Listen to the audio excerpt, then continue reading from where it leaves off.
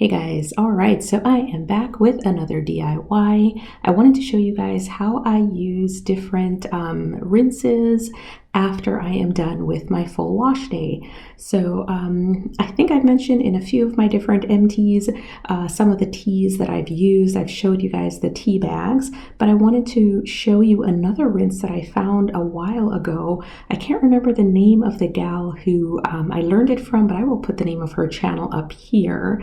I don't think she's had any recent videos and uploads on her channel, but she has several DIYs that you can try and they're great. So the first rinse has lots of goodies in it.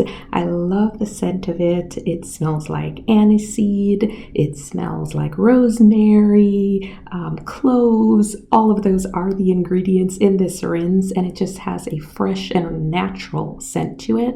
So I love pouring it on my hair and just enjoying the scent while I'm in the shower. But it's very easy to make. I make it in a big batch size.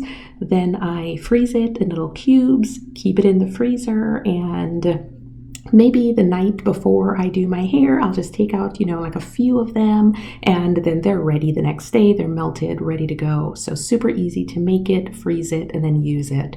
I'll show you that process. I also wanted to show you how to just do a rinse with a simple tea bag. I'll do a little video on that one too.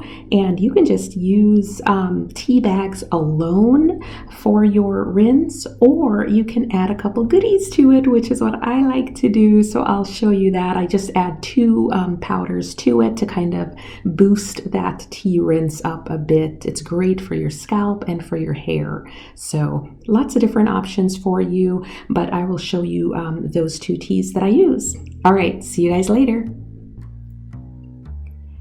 Okay, so we are going to start this first tea rinse with about 2 cups of water. I'm just using this bottled water. It's about 2 cups. And then we're going to add to that about 2 cups of aloe vera juice. You can do the whole thing with just water or just aloe vera juice. It's up to you. Next, I'm adding in a 1/4 cup of whole cloves. Then we have rosemary leaves. I'm adding in 1 tablespoon of rosemary leaves. This is my big bucket of horsetail. I'm using 1 tablespoon of horsetail. And finally, we are going to add in 1 tablespoon of aniseed. Give that all a good stir in your pot, and then cover it up. You're going to heat this to boiling just on medium-high. You don't need to crank it up all the way. Just let it boil for a couple minutes, starting on medium. So once you see that it is getting nice and bubbly in there, you can go ahead and open up your pot, check it out to make sure that it is actually boiling.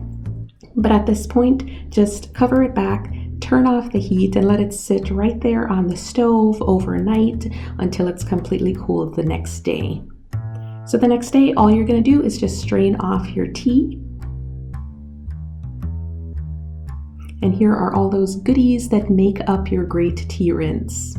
So I'm going to go ahead and freeze the majority of this. I just freeze it in regular ice trays for future wash days. And this last bit that I have here, I'm going to put in an applicator bottle. This is how I apply it to my hair in the shower. So I'll just be using this one coming up here pretty soon. Here are the frozen ones. I just store them in a Ziploc bag so that I can easily take out a few on wash day or the night before wash day and let those melt for just a couple hours or what have you. Very quick and easy. Next up is the simpler tea rinse. So I've got my mason jar and I'm going to add to that a 1/2 teaspoon of moringa powder and also a 1/2 teaspoon of neem powder. Give those just a quick little mix in there. And now you can use any of your favorite herbal tea bags. People use green teas, black teas, herbal teas. I didn't have any caffeinated teas here, but this is what I have. These are the ones I like to use. So I'm just going to throw those into my mason jar and now add some boiling hot water. You can put warm water or just let it steep longer, whatever. I am using some boiling hot water. I'm going to cover this up. Oh, of course, give it a good stir too. Cover it up and then go ahead and just let it sit until it's cool. So I have a wig cap here. I'm going to put that over my funnel so that I can strain out the little bits. You definitely do not want to have any of these powders in your hair and have to try to wash that out. So I have my wig cap on my funnel. I now just go ahead and strain it.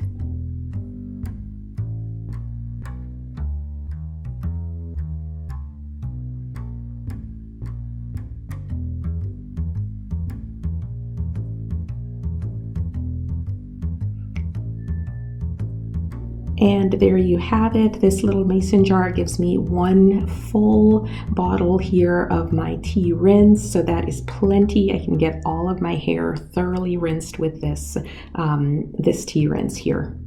And that's what it looks like. So I hope you guys give these two a try. One a little bit more ingredients and the other a little bit simpler, but they're both really good and good for your hair.